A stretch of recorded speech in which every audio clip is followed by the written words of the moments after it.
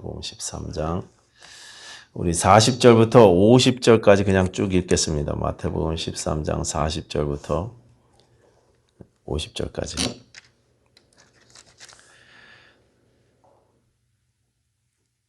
시작. 그런즉 가라지를 거두어 불에 사르는 것 같이 세상 끝에도 그러하리라.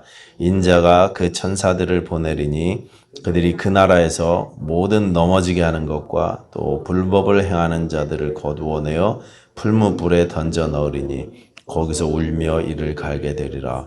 그때 의인들은 자기 아버지 나라에서 해와 같이 빛나리라. 귀 있는 자는 들으라. 천국은 마치 밭에 감추인 보화와 같으니 사람이 이를 발견한 후 숨겨두고 기뻐하며 돌아가서 자기의 소유를 다 팔아 그 밭을 사느니라. 또 천국은 마치 좋은 진주를 구하는 장사와 같으니 극히 값진 진주 하나를 발견하며 가서 자기의 소유를 다 팔아 그 진주를 사느니라.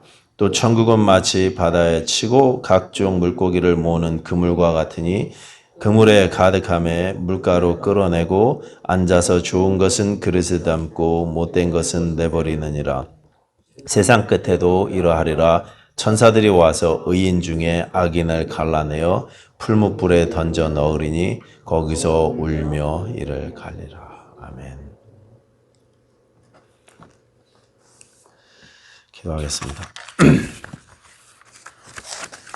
하나님 아버지 감사합니다. 이 귀한 생명의 말씀을 우리에게 주셨음에 우리가 이 말씀 붙잡고 하루하루 감사하며 살게 하시고 기뻐하며 살게 하시고 또 죄와 싸워 이기는 삶 살게 하여 주시옵소서.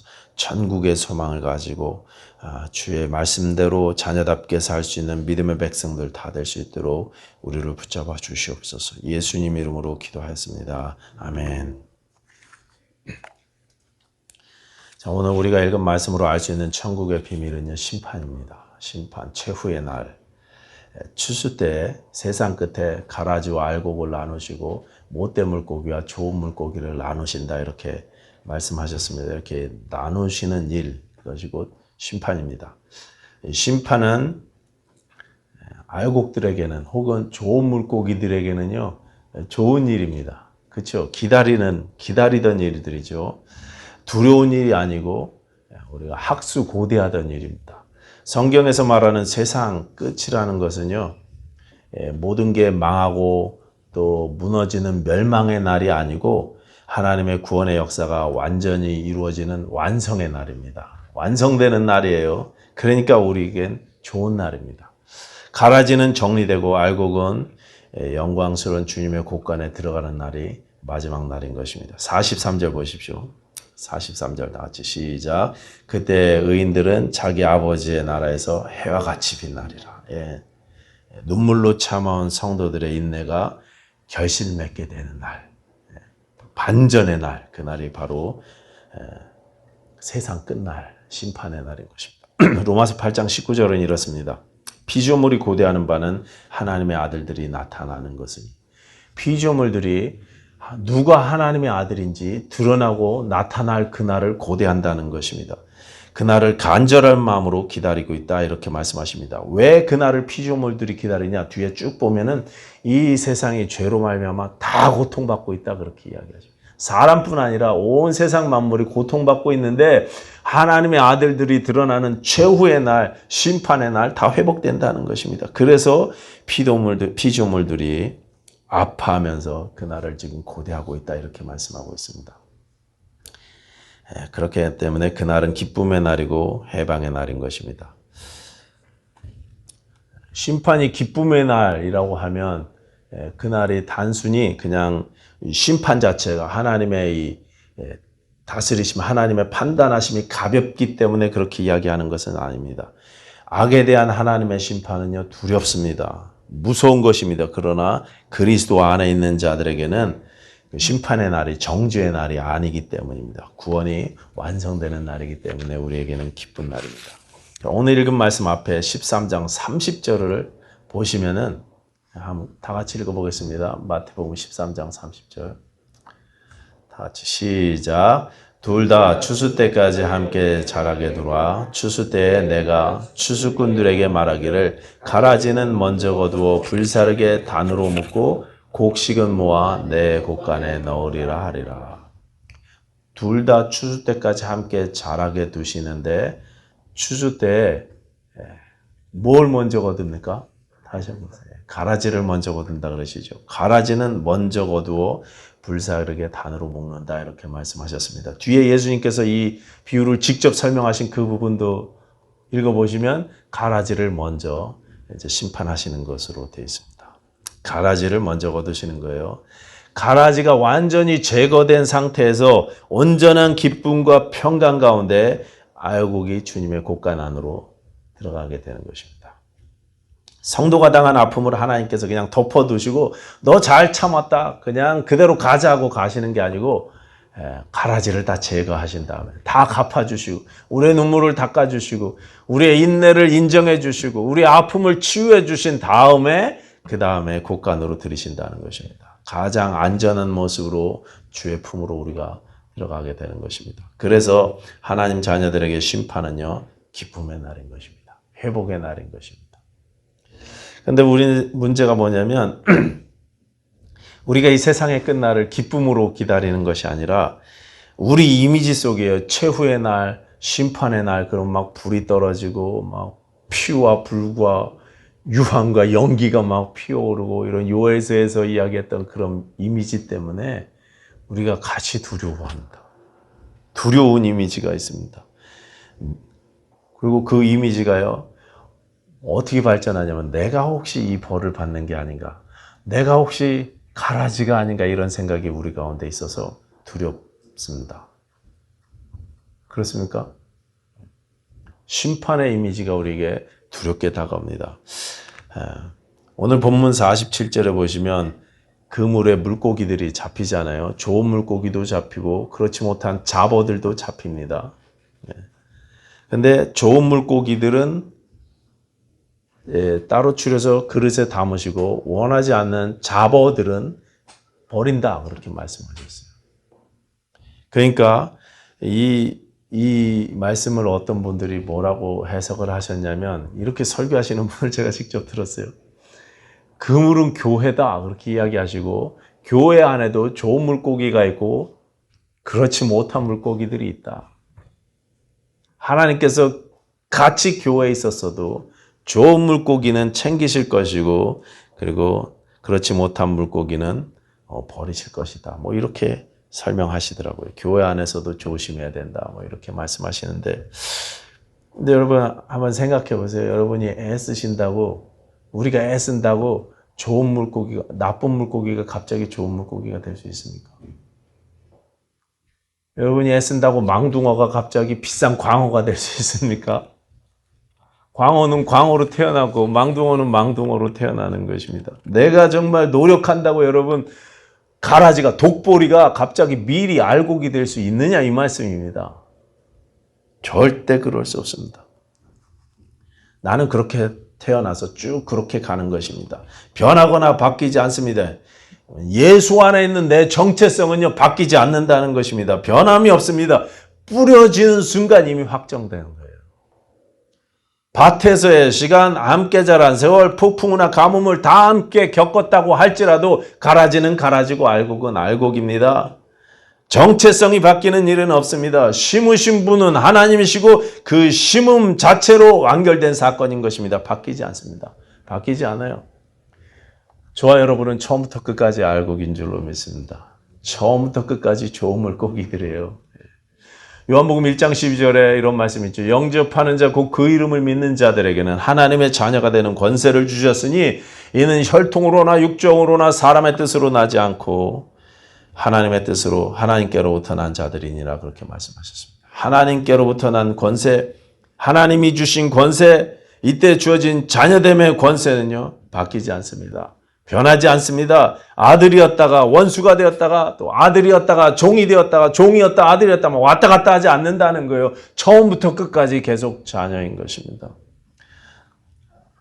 내가 말씀대로 살면 막 성령 충만해서 빛의 자녀였다가 죄를 지면 갑자기 어둠의 자녀가 되고 주의 뜻에 순종하면 빛의 자녀였다가 불순종하면 어둠의 자녀가 되고 이렇게 왔다 갔다 하는 것이 아닙니다.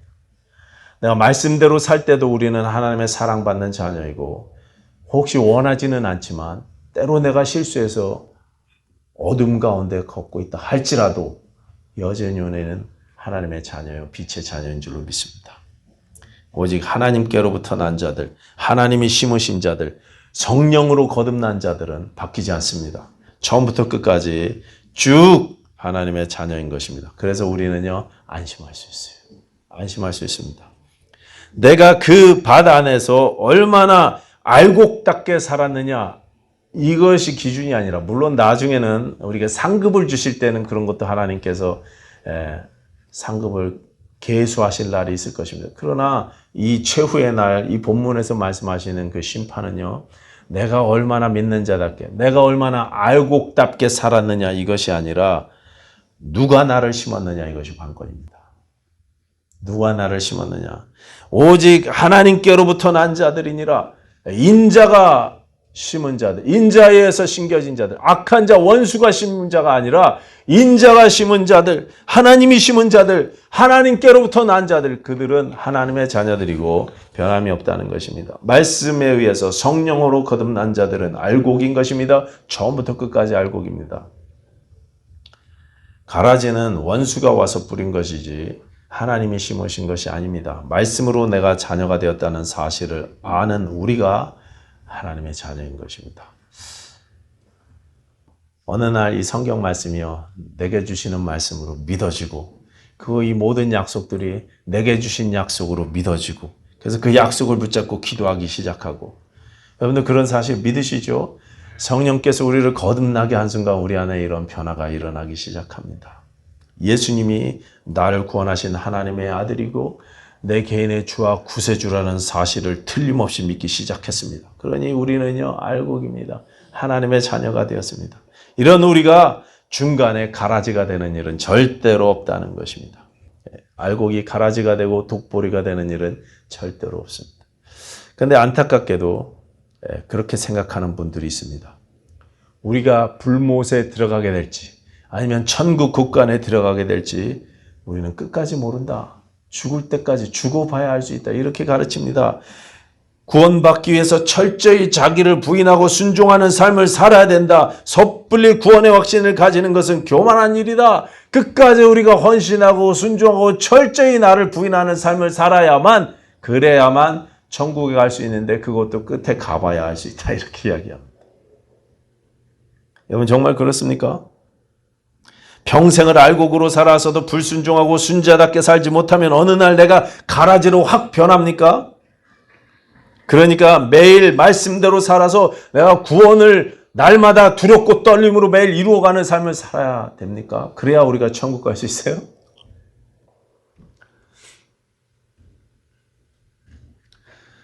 제 가장 가까운 저희 집안에 목사님 한 분이 이렇게 가르치죠. 예수님께서 뭐라고 말씀하셨냐면 아버지께서 내게 주신 자들을 결코 빼앗기지 않는다 그렇게 말씀하셨습니다. 결코 내 손에서 빼앗을 수 없다. 빼앗을 자가 없다 그렇게 말씀하셨음에도 불구하고 내가 예수님 손에 있다가 마귀 손에 있다가 막 왔다 갔다 하는 것처럼 그렇게 생각하는 분들이 있다는 것입니다. 여러분 그런 가르침은요 더 이상 복음이 아닙니다. 종교일 뿐입니다. 종교예요. 다른 모든 종교들이 다 그렇게 가르칩니다. 선하게 살아라, 착하게 살아라, 헌신하고 봉사해라. 그래서 하나님께 인정받고 축복받자 다 그렇게 가르칩니다. 여러분 이것은 종교입니다. 종교예요. 한국의 어떤 종교인이 저한테 길거리에서 찾아와갖고 물어보시더라고요. 도를 아십니까? 그러면서 저한테 물어보시길래 제가 도를 모릅니다. 그렇게 대답했더니요. 그분이 저에게 도에 대해서 이야기해 주시고 전도를 하시더라고요. 그분은 굉장히 진지했습니다. 그래서 그분에게 이제 역전 앞에 앉아서 제가 여러 번 말씀드렸죠. 그 역전 앞에 앉아서 도에 대해서 설교를 들었습니다. 새 하늘이 열리고 천지개벽의 시대가 다가오고 있는데 그때 상제님의 은총을 받으려면 척을 짓지 말고 덕을 쌓으면서 선하게 살아야 된다 이렇게 가르치시더라고요. 굉장히 탁 보기에도 인상도 선한 분 같아 보였어요. 굉장히 선해 보이셨습니다. 돌을 많이 닦은 분 같았어요. 그래서 제가 그분에게 한마디 질문을 했죠. 그럼 얼마나 선하게 살아야 그 목적을 이룰 수 있습니까? 내가 쭉 덕을 쌓으면서 살다가 어느 날 갑자기 내가 화딱지가 나고 이웃하고 확 싸워서 척을 짓게 되면 그러면 나는 어떻게 됩니까? 그랬더니 그분 하시는 말씀이 그런 상황에는 처음부터 다시 수행을 해야 됩니다. 그래서 제가요, 저는 못합니다. 나는 저를 못 믿습니다.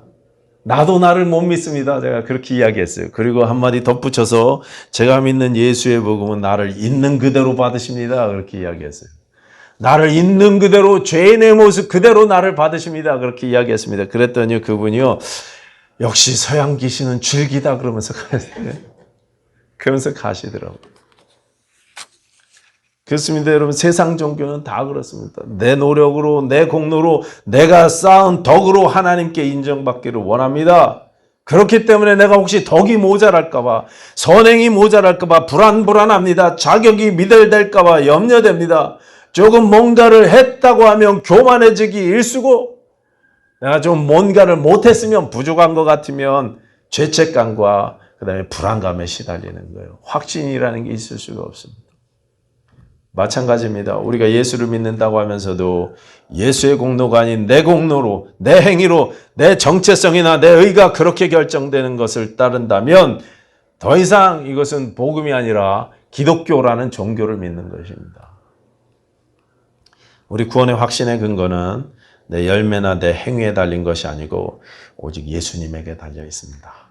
예수님의 순종 때문입니다. 씨를 뿌린 자가 알곡으로 심으셨으니 우리는 끝날 추수 때까지 알곡으로 끝나는 것입니다. 우리는 예수 그리스도의 완전하신 복종으로 말미암아 변함없는 하나님의 자녀가 된 줄로 믿습니다. 이 사실을 믿는 사람들이 이제 보화를 발견한 사람들이죠. 값진 진주를 발견한 사람들입니다. 세상 무엇과도 바꿀 수 없을 만큼 귀하게 값진 보화를 발견한 사람들입니다. 그래서 전국 자체이신 예수 그리스도를 발견한 사람들은 우리의 환경이나 상황에 상관없이 기쁨을 누릴 수 있습니다. 가장 귀한 보화를 발견했기 때문에 다른 것들은 별로 중요하게 여겨지지 않습니다. 다른 것들 귀한 것들이 있지만 예수 그리스도에 비하면 그렇게 중요하게 여겨지지 않는 거예요. 물론 그런 것도 중요하지만 예수님이 가장 중요합니다. 예수님이 가장 귀하십니다. 주 예수보다 귀한 분이 없어요. 천국을 발견한 사람들은 그렇습니다. 예수 그리스도 우리의 좋으신 주님이 우리 인생의 가장 귀한 분이라는 사실을 알기 시작하기 때문에 기쁩니다. 제 외할머니는요, 평생을 기도하는 삶을 살다가 천국에 가셨습니다. 폭력적이고 무책임한 남편을 섬기시면서 자녀 6남매를 홀로 키우시고 삶이 어려우셔서 이북에서 피난 내려오셔갖고 이태원에 사시다가 의정부에 정착하셨습니다. 통일되면 제일 먼저 올라간다고 의정부에 집을 얻으셨어요. 근데 너무 힘드셨어요. 할아버지가 가정을 안 돌보세요. 애들이 그렇게 많은데 가정을 안 돌보시고 가끔 집에 오시면 막 폭력을 휘두르십니다. 교회 가지 말라고. 주일날 가는 것까지 허락하는데 새벽 기도 가지 말라고 막 폭력을 휘두르십니다. 삶이 어려워서 나중에 큰아들은 다른 친척 집에 보내셔야만 했습니다.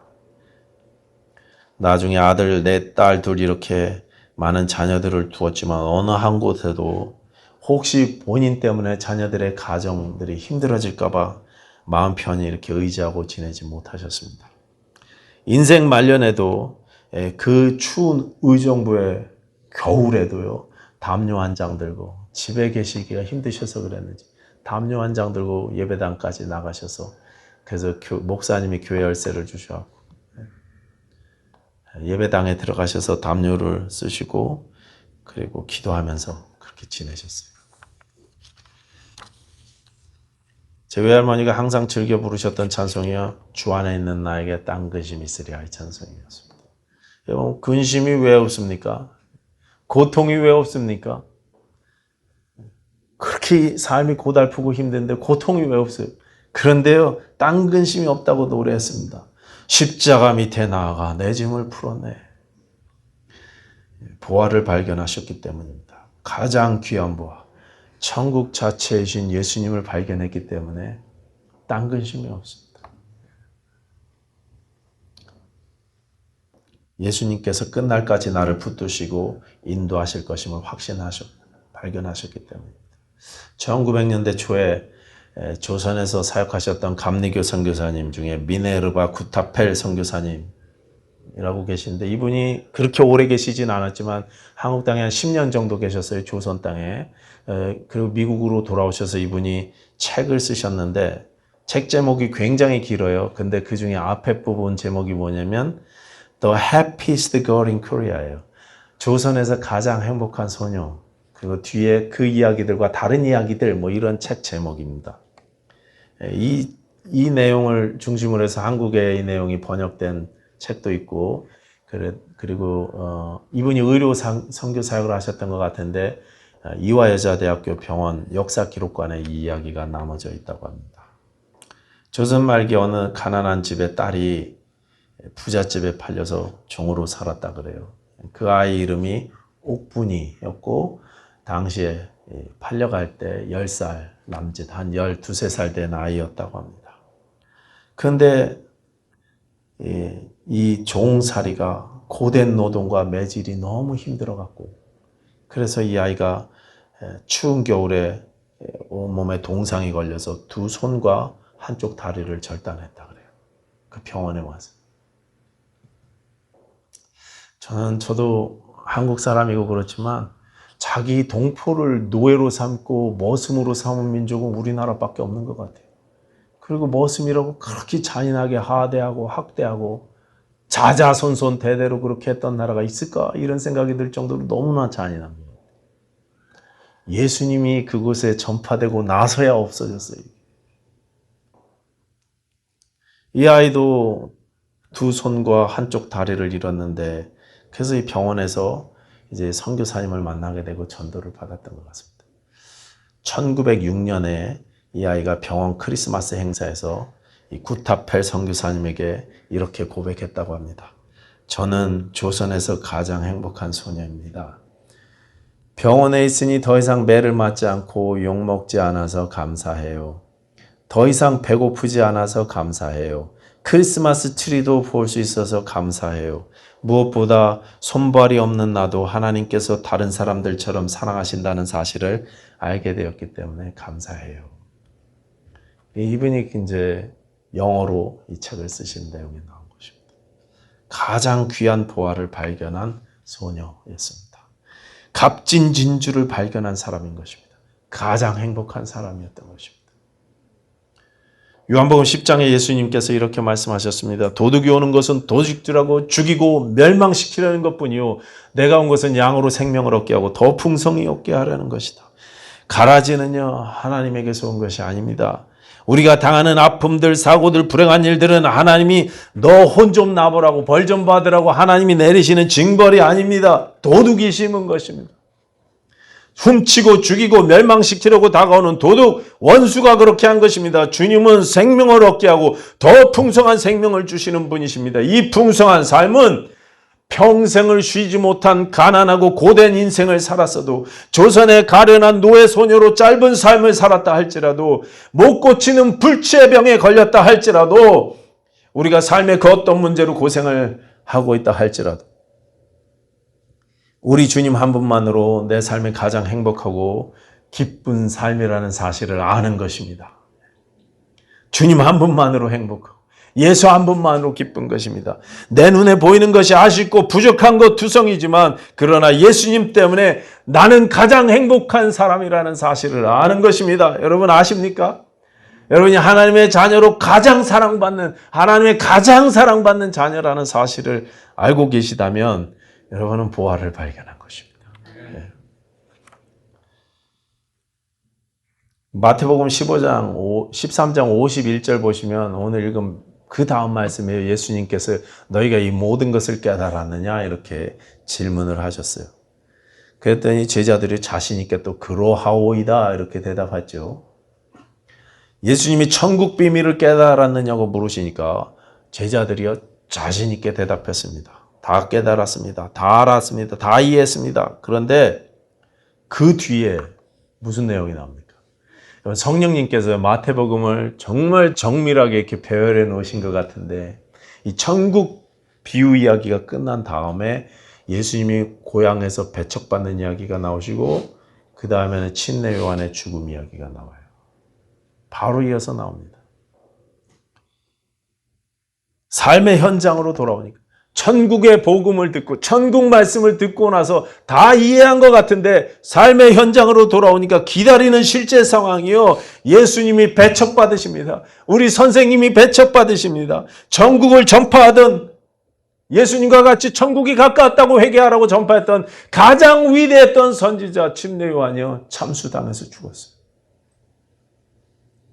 천국이 임했으니 예수님은 영광 받으셔야 되고, 천국이 임했으니까 침례 요한은 무죄에 석방되어야, 그래서 큰 사역을 감당하셨어야 될 것 같은데 우리 생각처럼 그렇게 이루어지지 않았습니다. 현실이 우리 생각처럼 그렇게 진행되지가 않더라는 것입니다. 이런 상황에서도, 이 힘든 상황에서도 내 기대가 완전히 어그러지는 상황이라 할지라도 기쁨으로 천국을 누릴 수 있느냐, 이렇게 도전하고 있는 것입니다. 여러분 그렇습니까? 여러분 그렇게 천국을 어떤 경우에도 누리실 수 있습니까? 추수 때까지, 심판날까지 감사함으로 인내하면서 기다릴 수 있느냐고 그렇게 우리에게 묻고 계십니다. 여전히 우리가 이해가 안 가고, 삶이, 우리 삶도 내 바람이나 내 기대대로 또 내 기도대로 이루어지지 않을 때가 대부분입니다. 많습니다. 여러분 그럴 때에도 감사함으로 인내하고 기쁨으로 견디실 수 있느냐, 이 말씀입니다. 하나님께서 나눠주실 때까지, 하나님께서 판단해 주실 때까지. 우리는 그렇게 할 수 있습니다. 예수님 때문에 그렇습니다. 우리의 좋으신 주님이 내 편이시기 때문에 그렇습니다. 천국을 발견한 기쁨, 예수를 발견한 기쁨, 내가 완전히 세상과 다른 삶을 살고 있다는 이 기쁨이, 이 세상이 전부가 아닌 영혼을 위한 삶을 지금 살고 있다는 이 기쁨이 마지막 날, 심판의 날 하나님께서 우리에게 보상해 주실 때 완성될 것입니다. 우리 주님께서 우리를 영접하신 것을 알고 있기 때문에, 참된 보아요 가장 귀한 진주 대신 천국 자체이신 예수님이 나를 사랑하시기 때문에 우리는 기꺼이 견디면서 승리하실 수 있는 줄로 믿습니다. 기도하겠습니다.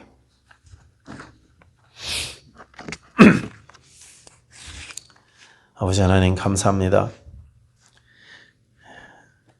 우리가 천국 자체이신 예수님을 발견하고 또 기쁨으로 감사함으로 이 땅을 승리하면서 살게 하셨으니 감사합니다. 하나님, 주 예수보다 귀한 것이었기 때문에 다른 것을 주를 위해 기꺼이 헌신할 수 있고 내려놓을 수 있고, 하나님 내 생각을 내려놓고 주님의 말씀에 순종할 수 있는 삶을 또한 허락해 주셔서 감사드립니다. 하나님, 우리가 천국의 소망 가운데 승리하며 인내하며 사는 삶 될 수 있도록 우리에게 하신 성도님들을 축복하시고 인도하여 주시옵소서. 예수님 이름으로 기도하였습니다. 아멘.